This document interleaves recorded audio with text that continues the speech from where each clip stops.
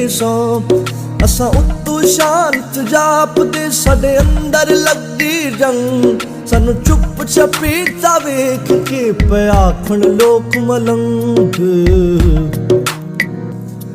असा खुब्बे गम देखो बड़े साडे लंबे हो गए केस पाताने बाणे सोच दे असा बुनदे रहंदे केस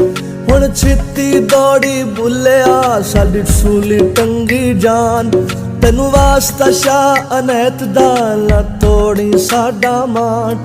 असा पैरी पाले घुंगरू